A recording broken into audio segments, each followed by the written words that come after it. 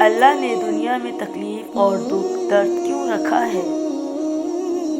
ماہ سفر ایک ایسا مہینہ ہے جس میں اللہ عز و جل چاہتا ہے کہ وہ لوگ جن کے دل اور جن کی روح میں اس نے ہدایت رکھی ہے شیطانی سلطنت کو چھوڑ کر غار کی طرف بھاگے، غار رحمت و برکت کی طرف دوڑے اور یاد دہانی کی اس غار میں داخلے کی قیمت، کیونکہ اب یہ دنیا بہت تیزی سے اختتام کو بڑھ رہی ہے۔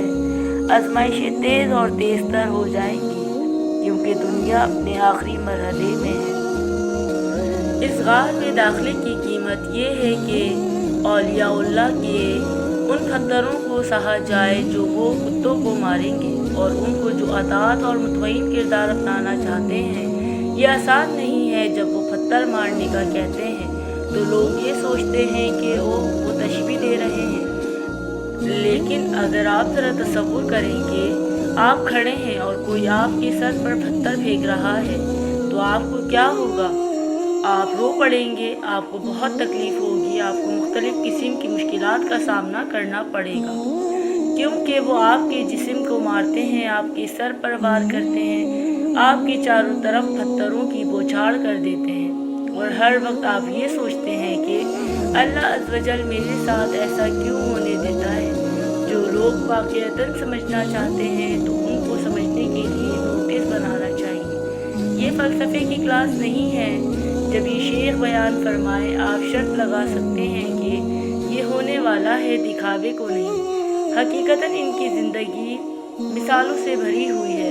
میرے خیال میں 2006 میں ہم نے مختلف علاقوں سے لوگوں کو ہمارے شیخ کے ساتھ رمضان میں شرکت کی دعوت دی، اور جس لمحے رمضان کا آغاز ہوا، شدید بمباری آزمائش ہوئی۔ ہر بات میرے خلاف تھی، ہر گفتگو مجھ پر حملہ تھی، ہر گفتگو میں وہ سب کچھ تھا جو میں نے ظاہراً غلط کیا۔ انہوں نے مجھے نجی طور پر نہیں آزمایا، مجھے سر دربار اعلانیہ شرمندہ اور رسوا کیا، اور اس جگہ پر بیٹھے اور میں اس دروازے سے باہر بھاگ رہا ہوں۔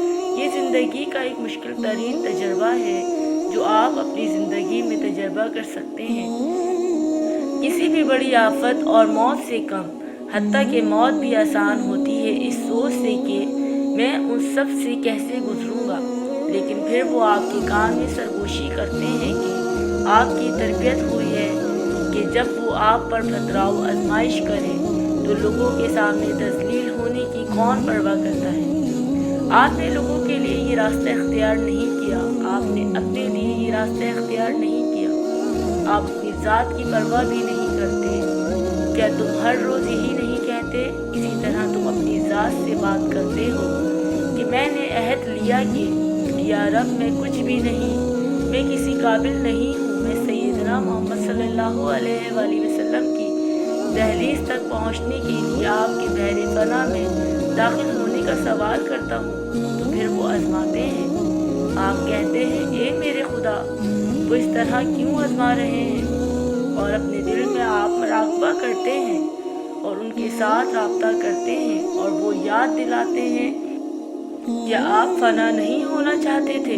اگر آپ کو عوام الناس میں ذلیل کیا جاتا ہے تو آپ کو کیا پرواہ؟ کیا آپ نے یہ نہیں کہا تھا آپ کچھ نہیں جانتے؟ تو پھر وہ جو کچھ کہہ رہے ہیں اس سے اتفاق کریں۔ ایک کے بعد ایک حملہ، آزمائش، پتھراؤ، کبھی منہ نہیں کھولا، اور حتیٰ کہ میں نے کبھی آنکھیں بھی نہیں کھولی۔ آپ اس بارے میں ایسے بات نہیں کرنا چاہتے جیسے فخر کر رہے ہوں، لیکن لوگوں کو اگر تھوڑا سا بھی جانچ لیا جائے اور وہ بھاگ جاتے ہیں۔ یہ گھمنڈ دکھاوا نہیں ہے، یہ ایسا ہے کہ آپ مراقبہ کرتے ہیں اور آنکھیں بند رکھتے ہیں اور کہتے ہیں میں اپنی آنکھیں بھی نہیں کھول سکتا، مجھے بہت شرم آتی ہے، کیونکہ کمرے میں موجود ہر شخص آپ کی طرف دیکھ رہا ہے، کیونکہ یہ ویسا ہے جیسے سیدنا مریم علیہ السلام تشریف لا کر آپ کو درس دیتی ہیں۔ کمرے میں موجود ہر شخص کہے ہم جانتے تھے کہ آپ خراب تھی، استغفر اللہ، حتیٰ کہ ان لوگوں نے بہت سارے معجزات دیکھے تھے، پھر بھی وہ کہتے اس سے کوئی فرق نہیں پڑتا۔ اوہ ہم جانتے تھے کہ آپ خراب ہیں، ہمیں معلوم تھا کہ آپ بہت ہی خوفناک ہیں، استغفر اللہ۔ تو پھر उन लोगों की सारी बीमारियां भी बाहर आएंगी। कुछ भी ऐसा तकलीफ दे नहीं हो सकता कि कोई आप पर पत्थर फेंक रहा हो और दूसरे लोग वो पत्थर उठाकर दोबारा आप पर फेंक दें। लिहाजा अल्लाह वजल आपको दिखाना चाहता है वो लोग जो आपके आसपास हैं वो आपको पसंद नहीं करते, वो हमेशा आपसे हसद करते हैं और उनकी तमाम बीमारी बाहर आने लगती है।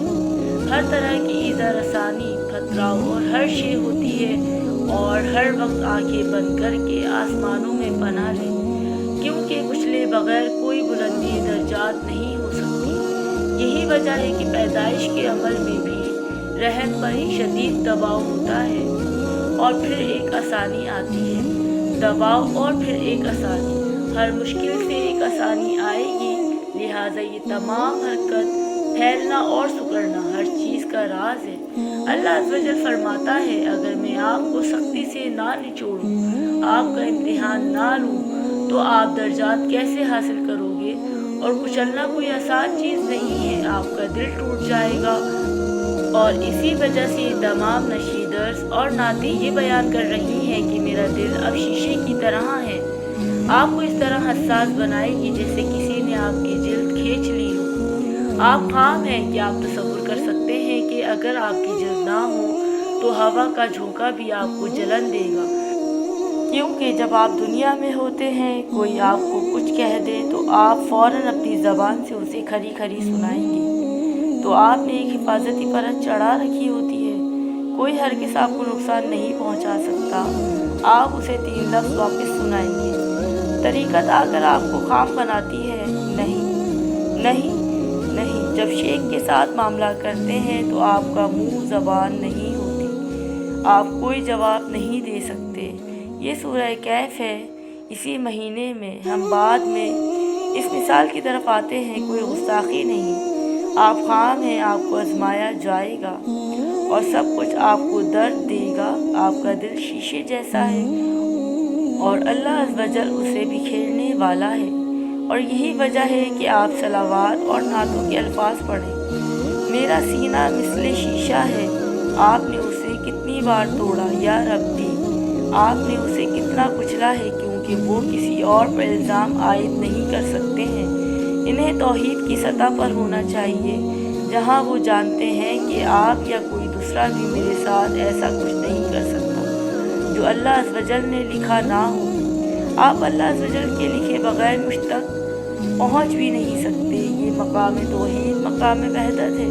क्या आपके पास कोई ऐसी चीज़ आ सकती है जो अल्लाह अज़्ज़वजल ने लिखी ना हो? क्या तुमसे कुछ अल्लाह अज़्ज़वजल के लिखे बगैर छीन सकता है? क्या आपसे एक लफ्ज़ भी अल्लाह अज़्ज़वजल के कहे बगैर कहा जा सकता है? आपको ये पसंद हो, ये नापसंद हो, क्योंकि अब ये हल्का आजमाइश है कि दर्जात का मकाम ज़ाहिर करने के लिए अल्लाह अज़्ज़वजल जो भी भेजना चाहता है भेज देगा, जैसे भी वो उनको बाहर लाना चाहे। लिहाजा हम समझ गए कि ये एक आजमाइशी मैदान की तरह है। सब इम्तिहान आएंगे, तुम कुछ नहीं कह सकते। तुम खामोश रहो, अपना तफ़क्कुर करो, अपना एहतिसाब करो और दूसरे लोग जो आप पर पत्थर फेंक रहे हैं वो भी ज़िम्मेदार नहीं हो सकते। यह अल्लाह अज़्ज़वजल के चाहे हुए मुक़द्दर किए को टाल नहीं सकते। ये फिर मकाम तौहीद है, यह आपके उसूल की पहली मंजिल है, क्योंकि वो कहते हैं, ओ शेख, आप लोग रूहानी बातें करते हैं लेकिन कभी भी उसूल बयान नहीं करते। नहीं नहीं, तुम गलत कहते हो, ये सब इस्लामी उसूल हैं। पहला मकाम ये है कि ला इलाहा इल्लल्लाह के सिवा कुछ नहीं है। हर चीज़ अल्लाह अज़्ज़वजल से, अल्लाह अज़्ज़वजल की तरफ, अल्लाह अज़्ज़वजल के हुक्म से आ रही है। हर लफ्ज़ जो आपके पास आता है वो अल्लाह अज़्ज़वजल के हुक्म से होता है। आपके पास उसे रोकने का इख्तियार नहीं है। और जो कोई बात कह रहा है उसके पास वहाँ के इखलास का ये आलिम है कि उन्हें समझ नहीं आ रही कि मेरी कौन सी तमाम बुरी बातें हैं जो तुझे गुस्सा दिलाती हैं। बेहतर है कि इस दुनिया में फ़ना हो जाऊं। या रब्बी, ए मेरे रब, मुझे बताइए मैंने ऐसा क्या गलत किया, मुझसे क्या गलती हुई इस दर उल्फत के सिवा जो तूने मुझे अता किया है। इस राह पर तेरे साथ होने का ये इश्क, इस उस रास्ते पर इन तमाम मुश्किलात से गुजरने के लिए सिर्फ यही वक्त था जब मैंने मदद तलब की, मैंने मोहब्बत मांगी, आपने मुझे इश्क अता किया और अब मैं मदद में खो गया हूँ क्योंकि हर तरह की संग मेरी तरफ आ रहे हैं। मुझे इनसे बचने के लिए आपकी मदद और हिमायत की ज़रूरत है। यानी ये औलिया अल्लाह हमारे लिए बयान कर रहे हैं कि मैं इश्क़ इलाही में गुम हूँ, मैं मदद की इल्तिजा करता हूँ। ए मेरे रब, मेरी फरियाद सुन ले, मेरे दर्द की सदा सुन ले। हम दुआ करते हैं कि अल्लाह अज़्ज़ व जल हमारे लिए हमारी राह को हकीकी बनाए। हम ये समझ लें कि अल्लाह अज़्ज़ व जल हमसे, हमारे किरदार से क्या चाहता है और हमारा किरदार अच्छा हो जो हासिल कर सके जो अल्लाह अज़्ज़ व जल हमें अता करना चाहता है।